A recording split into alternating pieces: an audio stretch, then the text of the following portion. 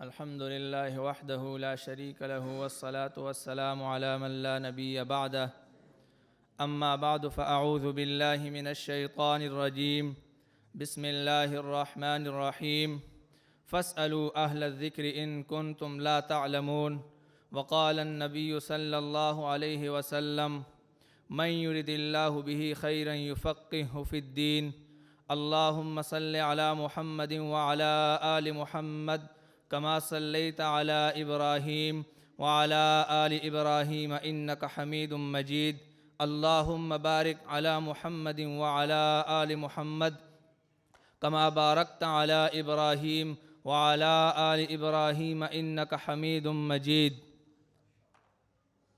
میری آج کی گفتگو کا عنوان امام اعظم ابو حنیفہ نعمان بن ثابت رحمہ اللہ کی سیرت کو بیان کرنا ہے۔ ہم بحمد اللہ تعالی اہل سنت والجماعت احناف دیوبند ہیں۔ ہم اہل سنت والجماعت ہیں، اس پر گفتگو نہیں کروں گا، وقت کی قلت کی وجہ سے میں یہی کہوں گا ہم احناف ہیں اور ہمیں احناف اور حنفی ہونے پر فخر ہے۔ دنیا میں انسان کو عام طور پر جن چیزوں کی وجہ سے فخر ہوتا ہے، انسان کو اپنے نمبر 1 ان میں سے انسان کا اپنا عالی نسب ہے۔ نمبر 2 انسان کو جس چیز پر فخر ہوتا ہے وہ اس کا علاقہ ہے۔ نمبر 3 انسان کو جس چیز کی وجہ سے فخر ہوتا ہے وہ انسان کا دور زمانہ ہے۔ نمبر 4 انسان کو عام طور پر جس چیز کی وجہ سے فخر ہوتا ہے وہ اس کو اپنے مشائخ اور اساتذہ کی وجہ سے ہوتا ہے۔ نمبر 5 انسان کو جس چیز کی وجہ سے فخر ہوتا ہے وہ اس کے شاگرد اور اس کے شاگرد اور تلامذہ ہیں۔ نمبر 6 انسان کو جس چیز کی وجہ سے فخر ہوتا ہے اس کے کسی کمال یا اس کی خصوصیت کی وجہ سے ہوتا ہے۔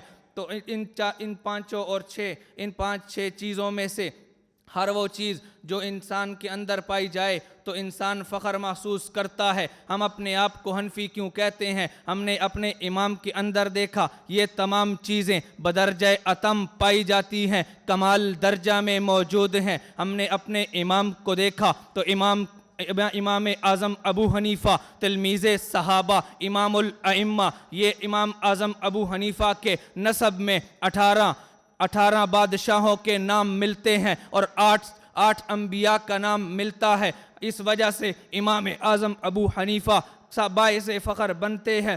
نمبر 2 امام اعظم ابو حنیفہ رحمۃ اللہ علیہ کے علاقے کو دیکھیے۔ کوفہ وہ علاقہ ہے جس کو حضرت عمر بن خطاب رضی اللہ عنہ نے تعمیر کیا ہے۔ نمبر 3 امام اعظم ابو حنیفہ رحمۃ اللہ علیہ کا زمانہ دیکھیے، یہ وہ زمانہ تھا جو پیغمبر کے زمانے کے ساتھ ملا ہوا تھا، جس کے بارے میں پیغمبر کی زبان اقدس سے یہ کلام نکلا ہے، خیر القرون قرنی ثم الذین یلونہم ثم الذین یلونہم۔ یہ وہ خیر القرون قرنی والا زمانہ تھا جس میں امام اعظم ابو حنیفہ نے 70 صحابہ کا زمانہ پایا ہے۔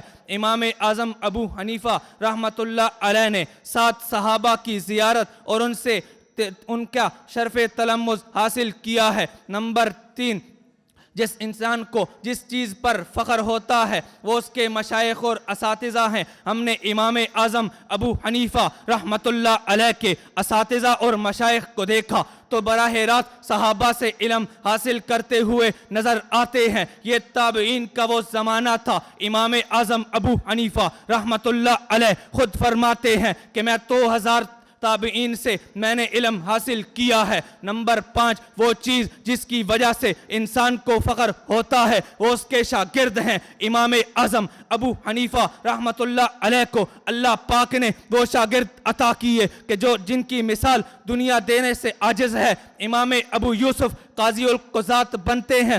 امام محمد کو دیکھ لیجئے، امام ظفر کو دیکھ لیجئے، امام عبداللہ بن مبارک کو دیکھ لیجئے، امام فضیل بن عیاض کو دیکھ لیجئے۔ یہ امام ابو حنیفہ کے شاگرد ہیں جو اپنے وقت میں اپنے تصوف کے، فقہ کے، تفسیر کے، حدیث کے امام نظر آتے ہیں۔ یہ سارے کے سارے امام ابو حنیفہ کے شاگرد ہیں جو ان کے فخر کا باعث ہیں۔ میں آخر میں بس یہی کہوں گا، سلام تم پر امام اعظم، تو اہل سنت کا پاسباں ہے، سلام تم پر امام اعظم، تو اہل سنت کا ترجمہ ہے، وما علینا الا البلاغ المبین۔